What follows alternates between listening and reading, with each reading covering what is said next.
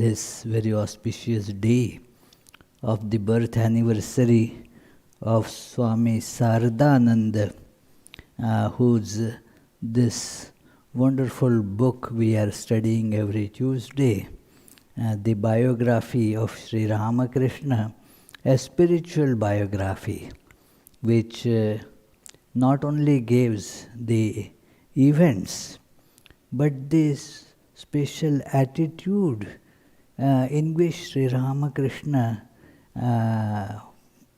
manifested in those events and those actions.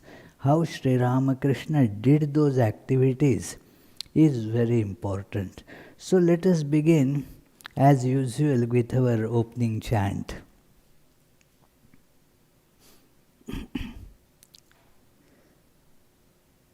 Tava kathamritam tapta jivanam kavibhiriditam kalmashapaham shravanamangalam shrimadattatam bhuvi grananti te bhurida jana.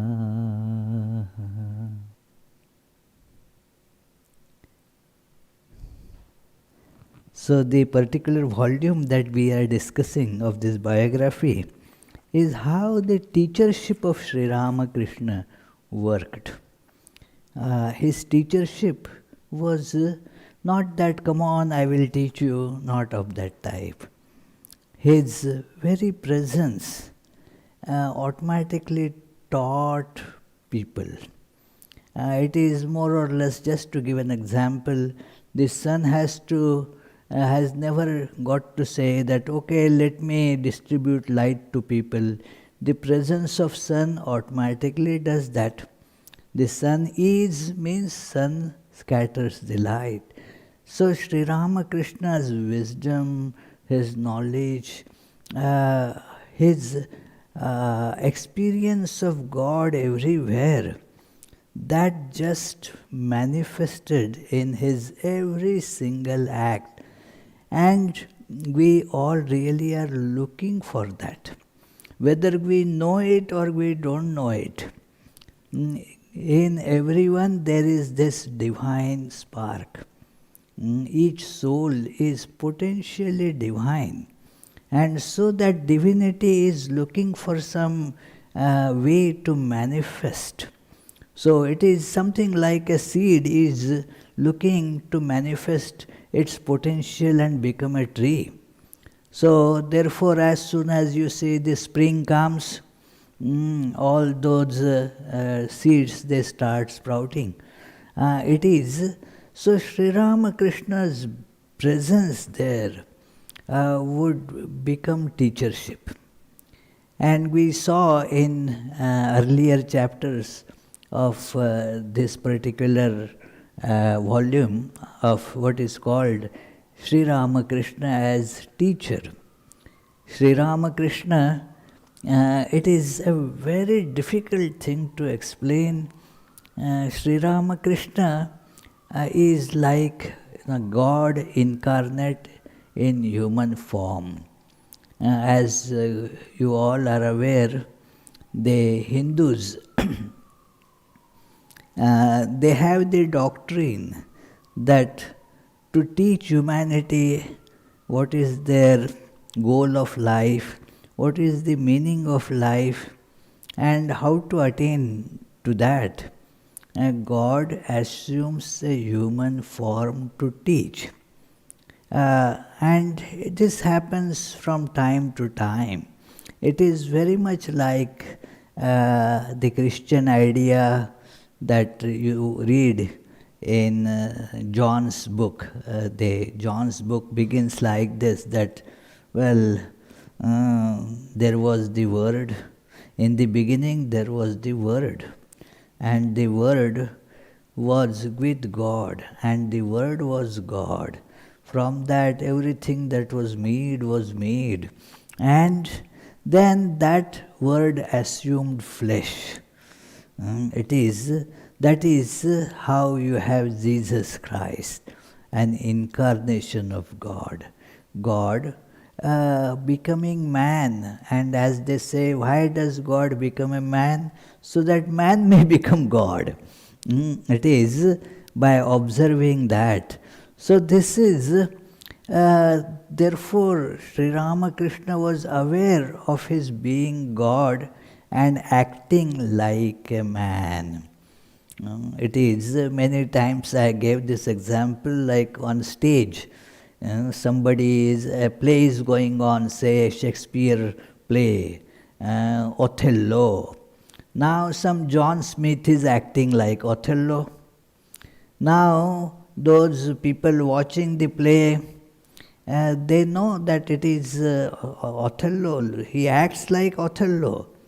But inside he knows that he is not Othello, he is John Smith. But some of his acquaintance from the audience calls him at that time, "Hey John, how are you?" He won't respond to that, because that will spoil the whole play. So, Sri Ramakrishna is aware that he is God acting as a man. So whatever is happening in the play is not actually happening. It is in the play that Othello may die, but actually the one who is acting is not going to die, you see. It is, in the theatre, somebody becomes a hero, somebody becomes a villain, and maybe that the hero kills the villain. But then afterwards, the play is over, both go to Starbucks to have a coffee together, you see.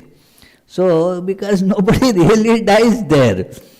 So this is how Sri Ramakrishna's awareness. Let us try to imagine that why it is so special, because we are identified with body.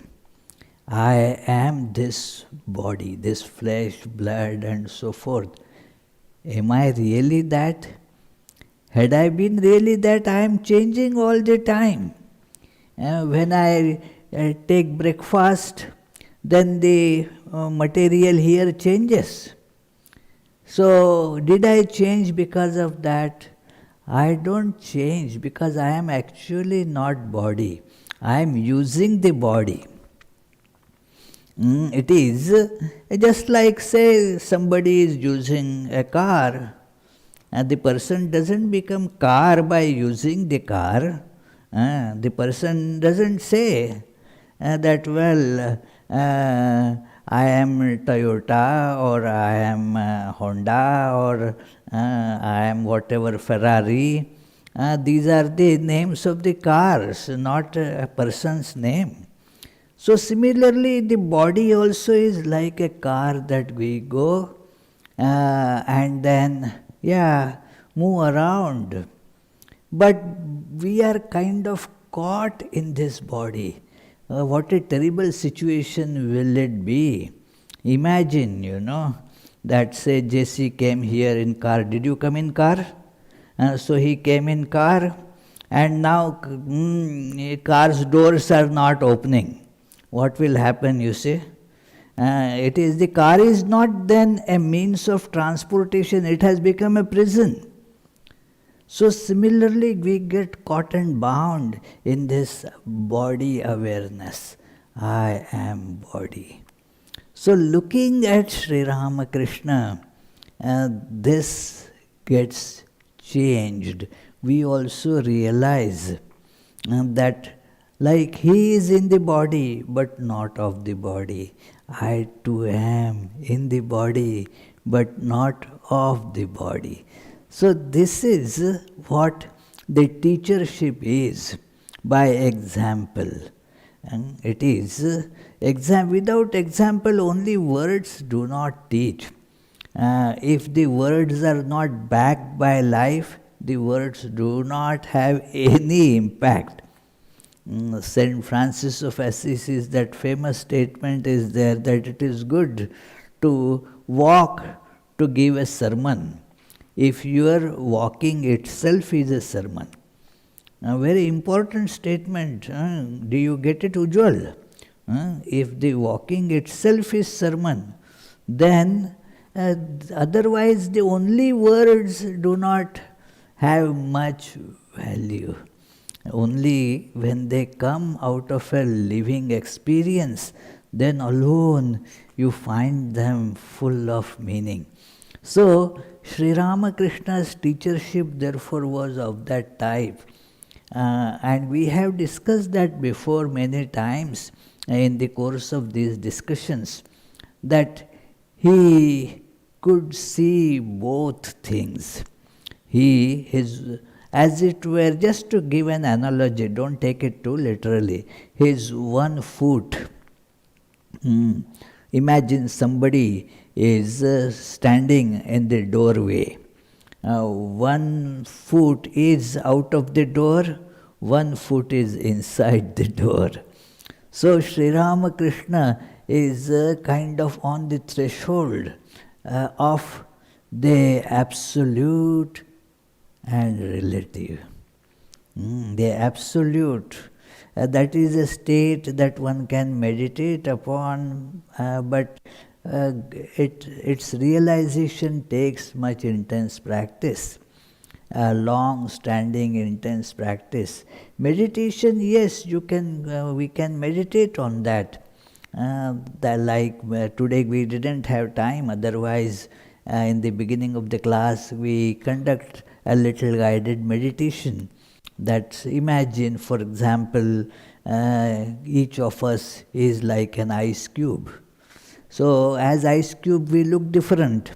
And what will happen, Unmesh, if those ice cubes are in a warm room? Will they still have their shape? What will happen? They will melt, they will lose their shapes. And we will see that intrinsically, actually, in reality, all of them are one. So, we feel this is different, this is different, this is different.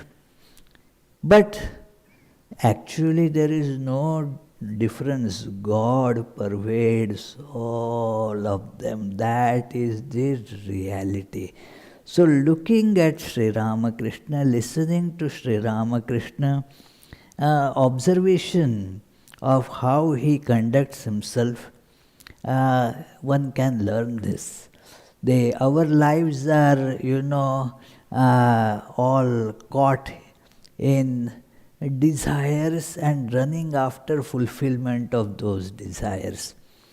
And by their very nature, they never get fulfilled. One desire, you go to fulfill it, 3 more desires arise.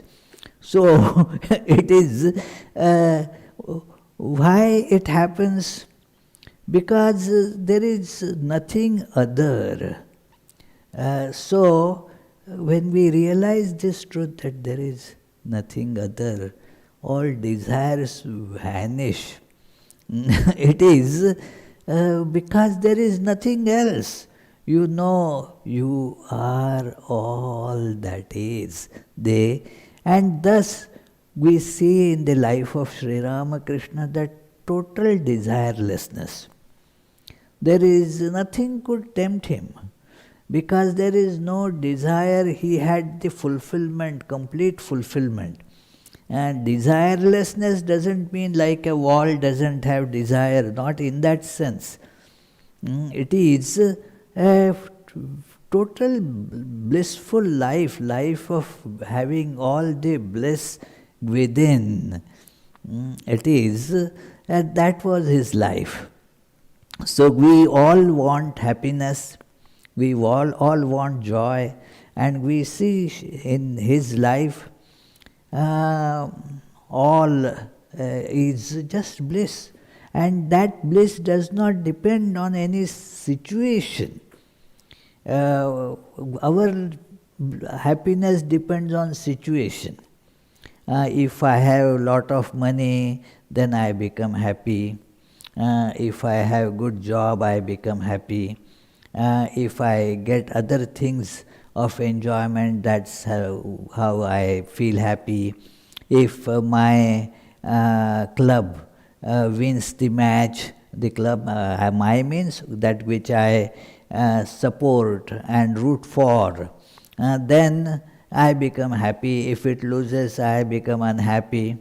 We used to get to know that the two friends used to help us cleaning, and so they were working at Brown, and then the expert people, so they would come twice a week to clean the place, and they would be given some money for that according to some that agreement. But looking at their face, both of them were fans of Red Sox, that baseball club.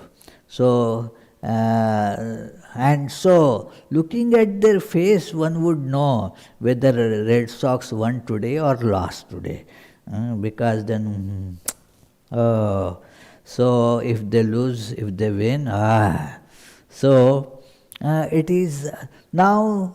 Does their happiness depend on them? Those players have to play well, and then the other people against Red Sox should play bad, and then then they will become happy.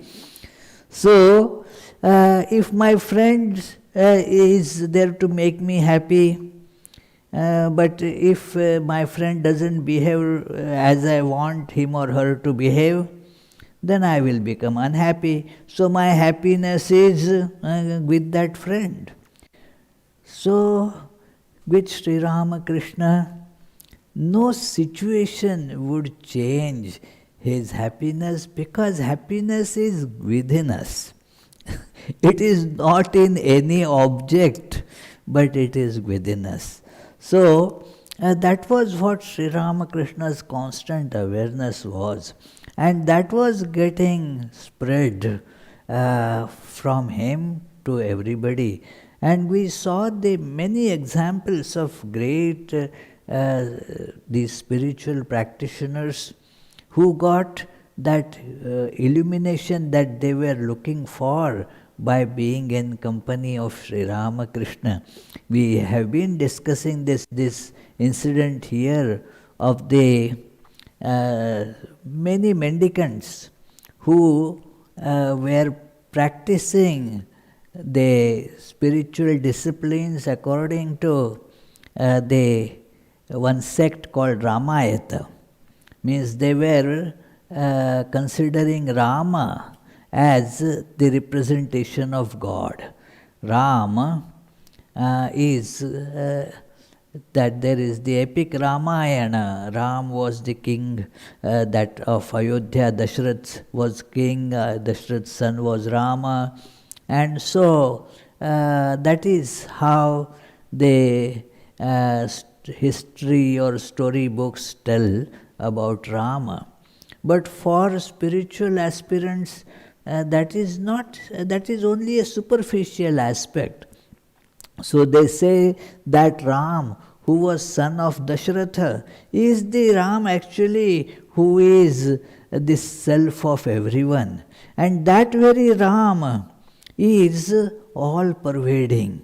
And that very Ram is beyond everything too. So that is those who are followers of this path were called Ramayatas. Ramayata. So those mendicants would also visit where Sri Ramakrishna was staying in that temple garden of Dakshineshwar, and Sri Ramakrishna learned many things from them too. That we saw some of the songs that they would sing, and then the master, now I am reading from the book, it is page 581. The master used to sing those two songs, but unfortunately we have forgotten the rest of the lines. In this world, one who worships Rama truly lives. One who truly lives, who adores him. So, no one but Rama can save me.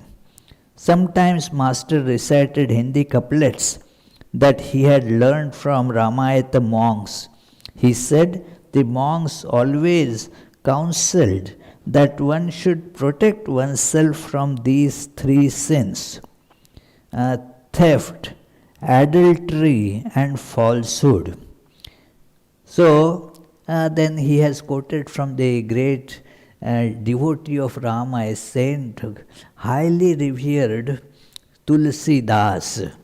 So he said that Tulsi Das says, giving the guarantee that if somebody adheres to these three things, he says, call Tulsidas a liar. If God is not attained by practicing truthfulness and obedience and maintaining a filial attitude towards women. So it is then there is inse yadi hari na mile. In Hindi he says Tulsi jhoot jaban, then call Tulsi a liar. If by practicing this, if you don't realize God, then call Tulsidas a liar, because he knows you will get it.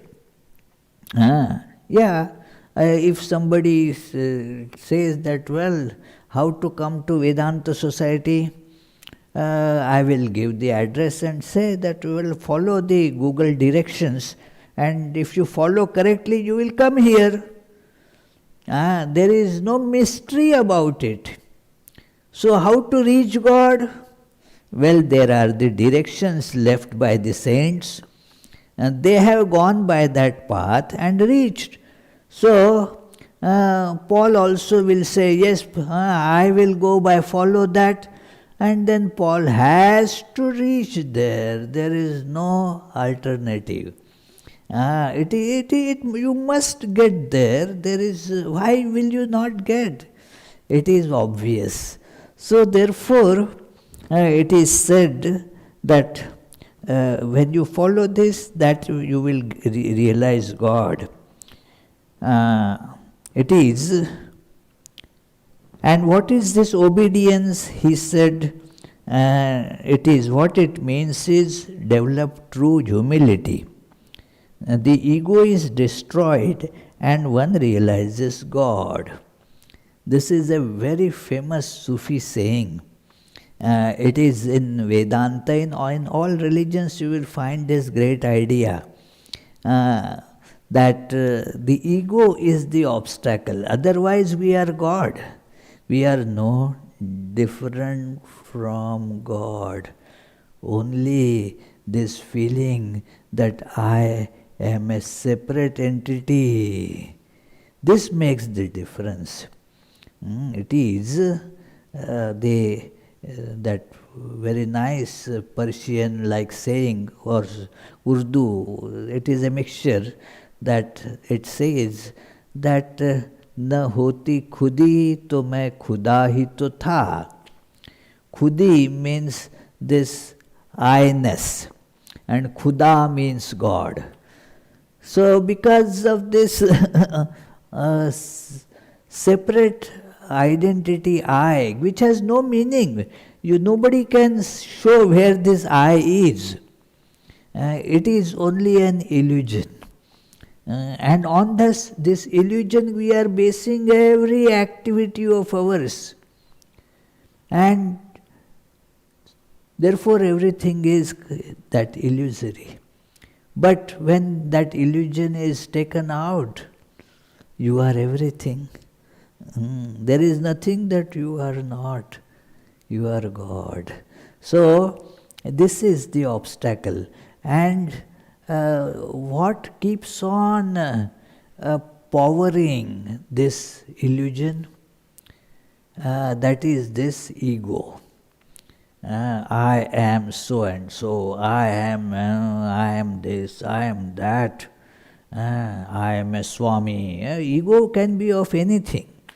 So, if you don't have anything praiseworthy, you will also, people get, ego about that I am a very bad person. Remember, they threaten others. That is also ego. Not that only I am a very good person. It is. So, the ego is the obstacle, and so practice of obedience to one's spiritual teacher, Guru, obedience to God, obedience to teacher, makes this ego diminish and vanish.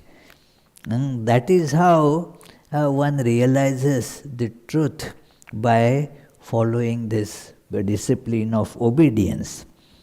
Then, on another occasion, the master said, "Once a desire arose in my mind to supply aspirants of all sects with whatever they needed for their sadhana."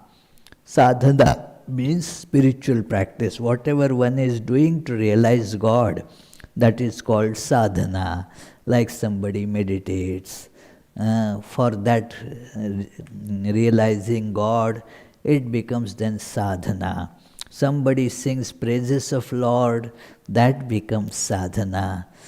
Some does the service to others, seeing God in them, that also is sadhana. So many things. Some does worship, that also is sadhana. So, for whatever things you require for sadhana, Sri Ramakrishna, there he told the owner of that temple to arrange that, and they got arranged.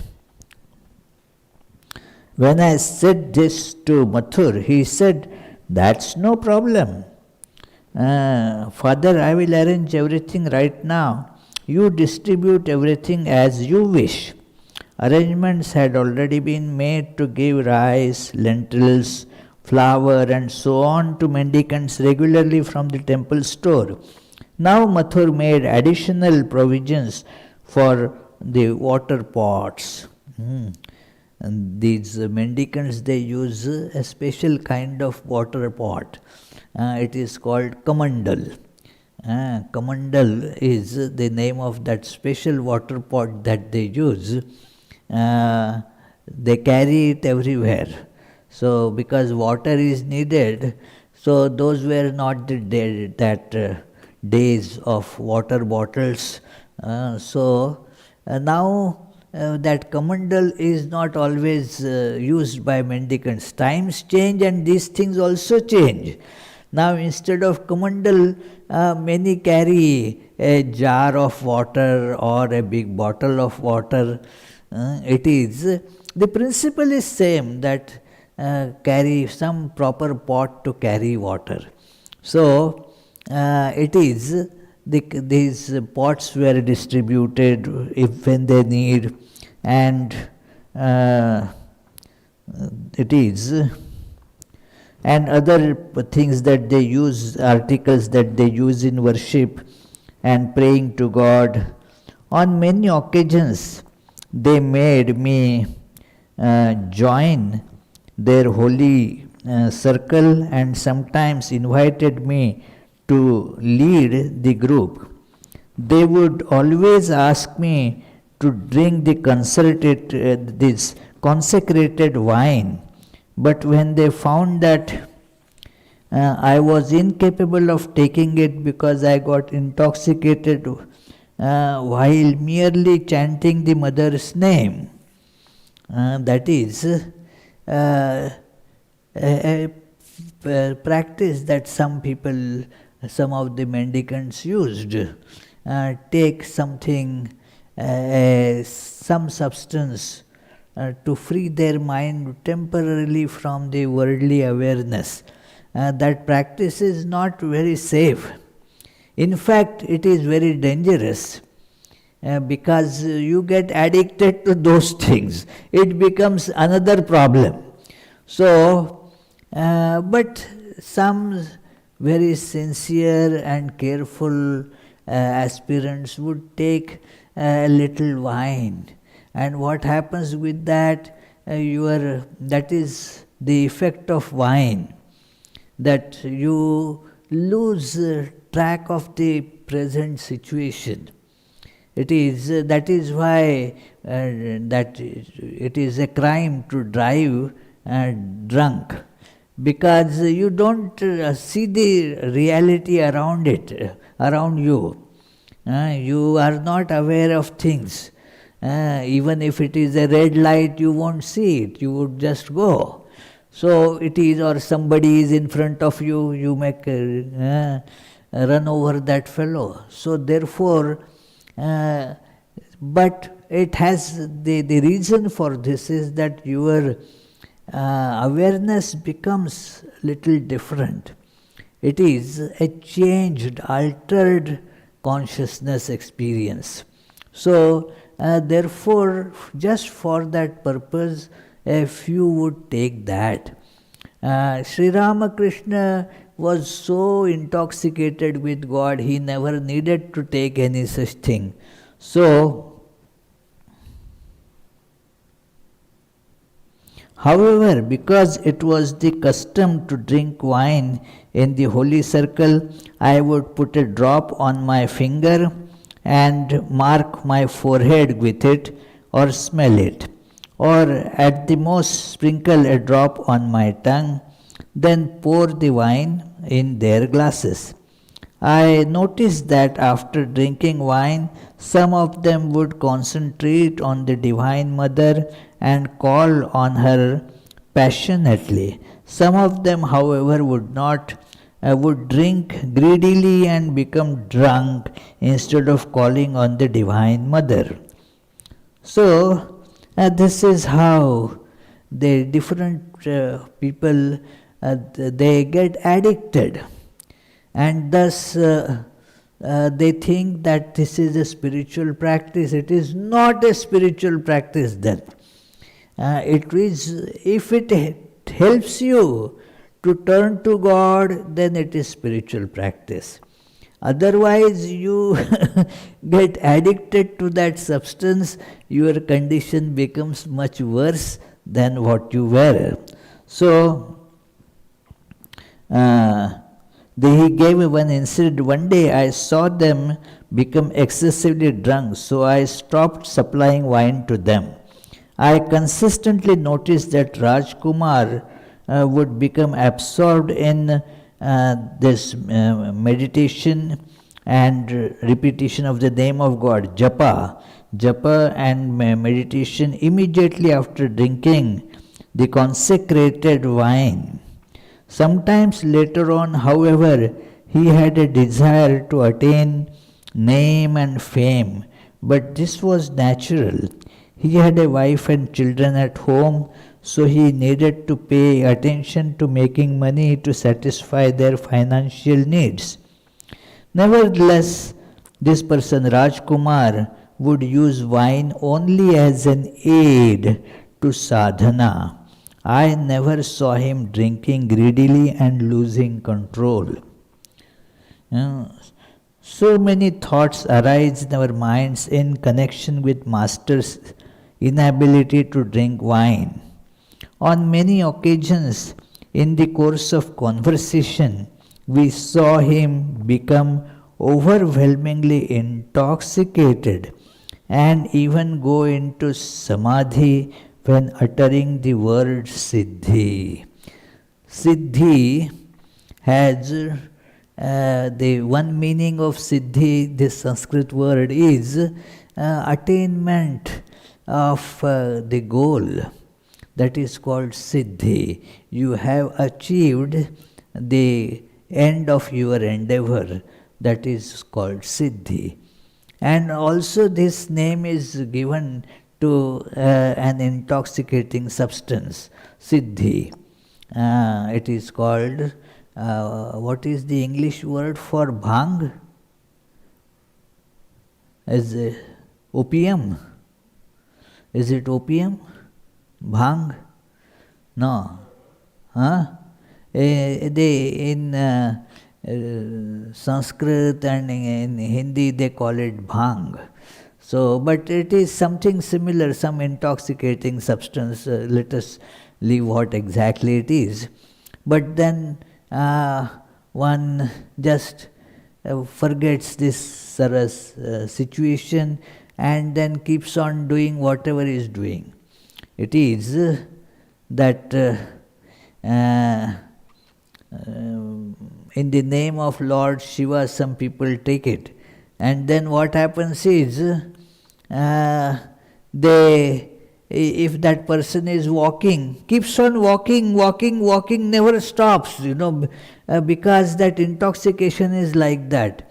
If the fellow starts laughing, then doesn't stop laughing. There is no joke or any humorous incident happening, but just keeps on laughing.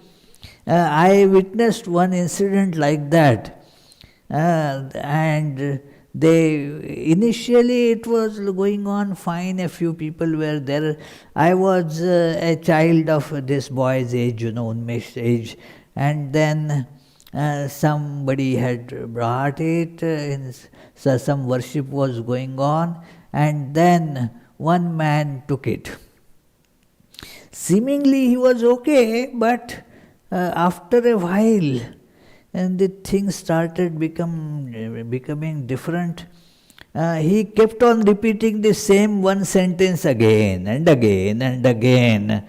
And also, he started laughing for some reason in the beginning, and then couldn't stop laughing, all laughing. So, he had to be given some antidote, and then he came to some normal awareness. So, it is, the mendicants sometimes use it, but very rarely you find they are using it in the right manner, because you get caught in that use of those things. That is what happens with some, even the pain medications. And we know the cases with that oxycodone, that a person is given oxycodone for the relief from pain, and then that the pain has gone, but the fellow got addicted to oxycodone. That itself becomes a big problem. And then you don't stop. The addiction is such a thing that it will make you commit all kinds of crime. Many these pharmacy stores were these broken in to get that supply. There were murders to get that medication. Why? Because now it has gotten hold of you. So therefore, Sri Ramakrishna wouldn't advocate such things. Again, we saw our wonderful master go into Samadhi while merely uttering the word yoni, a woman's sex organ, in spite of our pretensions to high cultures. That word stimulated horrible lust in our roguish mind, and those amongst us who consider themselves to be righteous run away as soon as they hear that obscene words. Yeah, many obscene words, but Sri Ramakrishna, he would say, as we'll read here, that, well, the words in the sound in the name of God, and the sound in some obscene word, the same alphabets and these sounds are used. So after all, God, you are in everything. The mind would go to God. Such was the tremendous purity of this person, that any slightest hint, excuse, would just take the mind to and merge in the divine oneness. So that is being mentioned here. And so here a quote is given from Sri Ramakrishna, how Sri Ramakrishna would say to the Divine Mother, Mother, you are the embodiment of 50 letters in the Devanagari script, the script that is used in most of the Indian languages, that is this Devanagari, which has 50 alphabets. Like the Roman script has how many? 26 alphabets. So the Chinese script has almost innumerable hundreds of them. So, but this Devanagari script has 50 alphabets. So he said, well, these 50 alphabets, O Divine Mother, you are embodiment of 50 letters. Those letters of yours that constitute the Vedas and Vedanta, all the scriptures, also compose filthy words and obscene songs. It is same.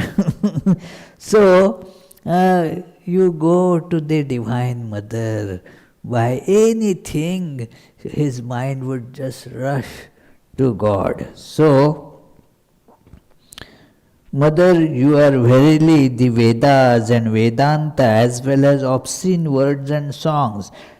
There is nothing apart from God. What is not God, there is nothing like that. Everything is permeated by God.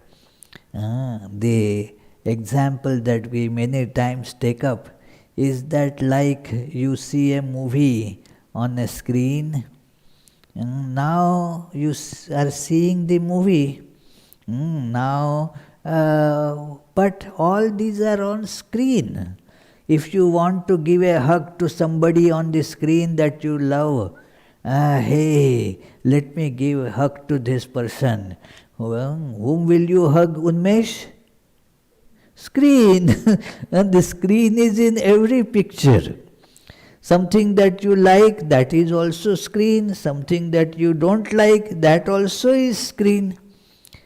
So God is like this in every single thing. There is no such relative consideration of good and evil. We consider good and evil according to our mentality. Because we see something is good for somebody, may not be good for somebody else. Like this other day, one gentleman had called and we were talking, and he said, wow, it is very good that you don't have much snow this year. I said, firstly, so far, we never know in this region. The snow may come later to make up. But second thing is, it may be good for me, but look at, all those people who have their snow plows ready. That is their livelihood, you see. If there is no snow, they lose their livelihood. So for them, no snow is not at all a good thing. Let there be snow. It is. Some years back, that there was this a rally of all these snow plows near that state house or somewhere. I was going and I saw there were these snow plows, and they written on them was, we are starving, we eat snow. We eat snow, we are starving. So that is how something is good for me, not good for everybody else. It is when you are doing, there is nothing that is absolutely good for everyone. And there is nothing bad that is bad for everyone. It is like that. All is God. Just as in the movie, a hero is also screen, and a villain also is the same screen. That it is like that. And this same screen in that Jesus movie, that Jesus is also on the same screen, and those who were crucifying Jesus, same screen. So it is like that. So feeling that divine presence in everything, that is when our life becomes fulfilled. So it is shown here that, and that is called Samadhi, that you enter that state when you do not identify with body and you see the ultimate truth. Alas, the author says, how can we describe or explain this phenomena? Who can understand how all the things in the world, good or bad, were visible to this extraordinary God-man by means of an indescribable light that is beyond our minds and intellects? Who else can have the divine eyes needed to see the world as he did? Our eyes are programmed to see only the different forms, colors, and so forth. We don't see the oneness. We see that which changes. We don't see the reality that does not change. It requires different eyes. There is this beautiful statement of a 15th or 14th century Christian mystic, Meister Eckhart. And Meister Eckhart says that you cannot see God with these eyes. You can see God with the eyes with which God sees us. Those eyes are needed for seeing God. Sri Ramakrishna had those eyes. And each of us can develop those eyes. The point is that it is not limited to some people. There is nothing like only these chosen people will get it. No, everybody has the right to it. Because everybody is divine. So every person has the possibility of getting it. Only we have to go in right direction, that's all. So it says that after attaining the vision of the Divine Mother, the mystic Ram Prasad sang, I drink no ordinary wine, but the wine of everlasting bliss. There was one saint who worshipped the God in the form of Divine Mother. So he said, I don't drink the ordinary wine, I drink the wine of the name of Divine Mother. So it so intoxicates my mind that people take me for drunk.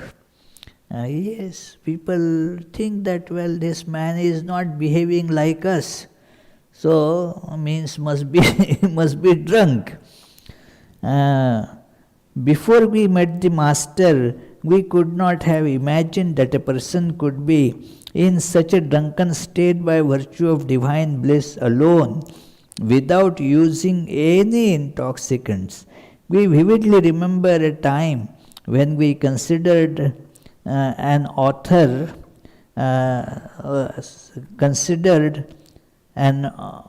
superstitious and foolish because he wrote that Chaitanya would lose outer consciousness while uttering the name of Lord Hari. Chaitanya Mahaprabhu, another divine incarnation. So he would lose his outer consciousness while uttering the name of Hari, another name of God. So, but ordinarily people would think that that's not possible. It is like that when I cannot do something, I say it is impossible. It is because I cannot do it. It is, we therefore say not possible. But actually it is possible, and it is possible for us also if we go in right direction. Take the same example. Anybody can come to Vedanta Society if they get the address and then follow the directions. Everybody can come, not that it is only a chosen few will be able to come. Anybody who wants. The problem is how many want, Everybody can realize God and reach the goal of life. Who wants? That is the question. So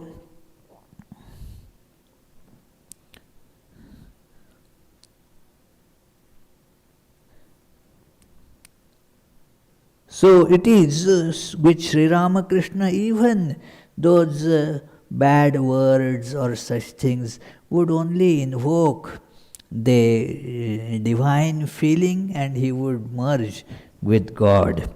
The master would often visit the house of his great devotee Ramchandra Datta at Simla in Calcutta. Other devotees would also join that blissful gathering. One day, he talked about God with the devotees there and then got ready to return to Dakshineshwar. Ram's home was on Madhu Roy's lane, which was so narrow that the carriages would not reach the house. One had to leave a carriage on one of the main streets on either the east or west side and walk up to the house. On that day, the carriage was waiting for the master on the main street to the west. Master walked in that direction, followed by the devotees. He was so overwhelmed with the divine ecstasy that he was staggering.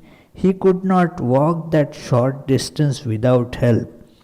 Two devotees held on to his arms and helped him to slowly move forward. A few people were standing at the end of the lane. Not understanding the master's condition, they said amongst themselves, "Oh, look, that man is dead drunk." It is. We heard their remark, although they spoke in low tones. We couldn't kept our laugh, That is what happens. They start staggering and all. Here sometimes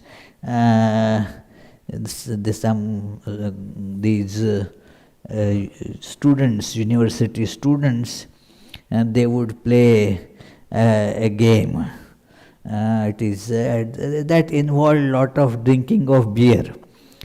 Throw a ball or something and it has to fall somewhere. I don't know the details, but if you don't do it right, then you have to drink the can of beer.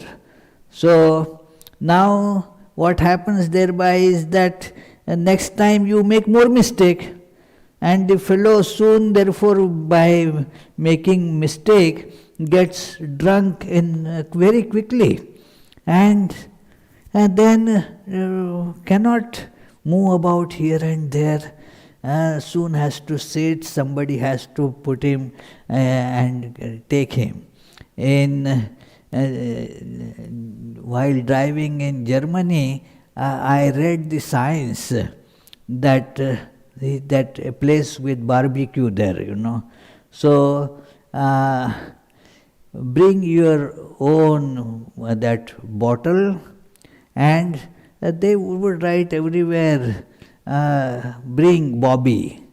They said, what is Bobby? I asked it, Swami, what is bring Bobby means what? Oh, well, you will get drunk, somebody has to be there to take you to your home, you see. The one who will not drink, and that person is called there, that So bottle and Bobby. So it is, you get, so because the person loses capability. So Sri Ramakrishna would take the name of God and would not then be able to properly connect to this surroundings. So that used to be the condition. So we shall continue the discussion on coming Tuesday. Just think, meditate on it for a few seconds, and if you have some questions, please feel free to ask.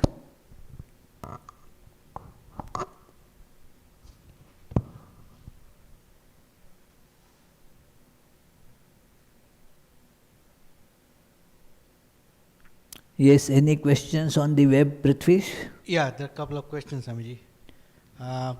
One from Chris Bartolota. Yes.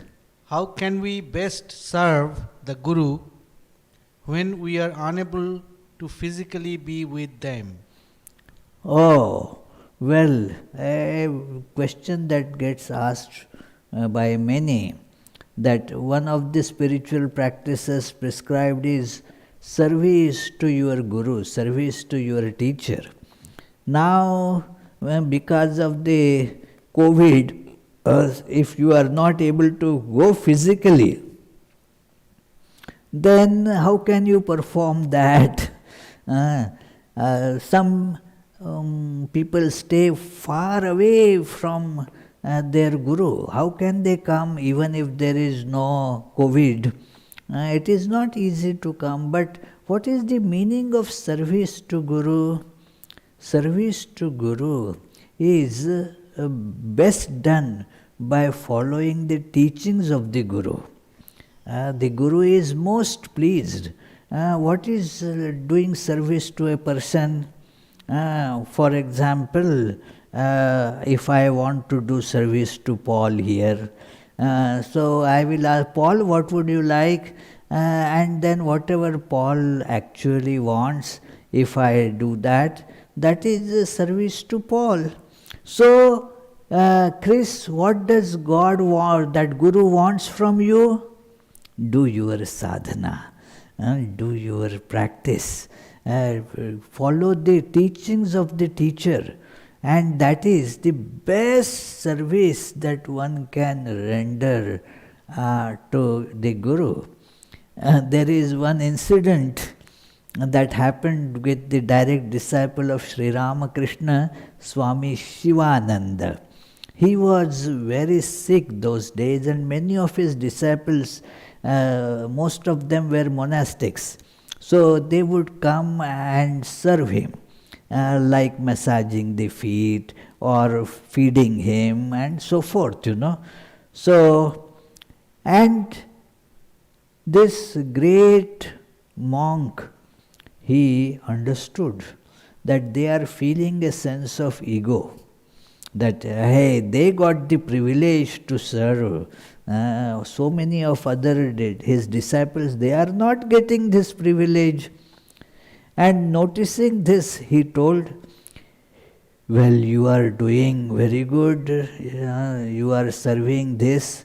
That is service to God. What is there in this body? Only Sri Ramakrishna, nothing else. So this is service to Sri Ramakrishna. And remember, those who are engaged in so many other works, somebody is doing the accounts here, somebody is engaged in doing some relief work at some place, somebody is doing some preaching. They are also serving me. Remember, they are also serving me. They are serving God. So serving God in every single way, every possible way, is service to Guru. If somebody gets to be physically in presence of Guru, can render physical service if needed. This Swami Saradananda's one very beautiful incident was narrated by one of his disciples. That disciple of his, Swami Bhuteshananda, he was later president of our order, and had a very uncanny knack of teaching people. He said, we asked him, did you get chance to serve Swami Saradananda? He said, not very often, because Swami Saradananda used to live far away in that Udbodhan office. We were living in Berudmat. So sometimes Swami Saradananda, when he would come, then some of us who were his disciples would go and start massaging his feet and his arms, his back, and then carry food to him. So one day, two of us were massaging his feet, and then he somehow was lying down there, and we were massaging his feet. After a few minutes, he said, enough, can't take any more. enough, can't take any more. So it is Ar Parina. In Bengali he said that Ar Parina, can't take any more. So it is not that it is you want to do service, okay, but how much that person needs, what he wants, that you should do. So very good question. Anyway, that's the only question? No, there is one from Charlie. Okay. You say nothing is absolutely good for everyone. What about God realization? God realization is not something, It is God realization is everything. And therefore it is good for everyone. But everyone doesn't want it. When I said that everything is not good for everyone, I was talking about the relative things, not the God realization is something absolute. So that is for everyone. Like we have different things on our head. We have the roof. In your house, Charlie, is not the roof on Vedanta Society. That is not the roof on Jesse's house or our Ajay's house. They are different. But sky is the roof for all of us. We are all under the roof of sky. So God realization is like that, It is something that is not a relative thing. Okay, then any question about here? So let us conclude with the closing prayers.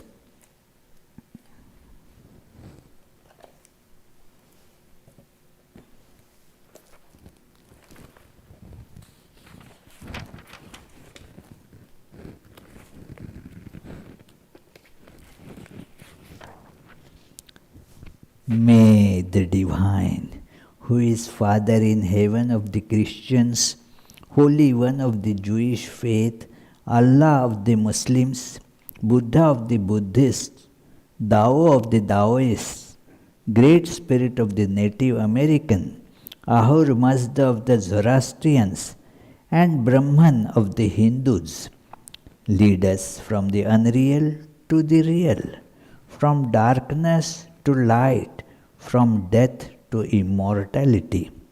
May the all-loving being manifest himself unto us and grant us abiding understanding and all-consuming divine love. Peace, peace, peace be unto all.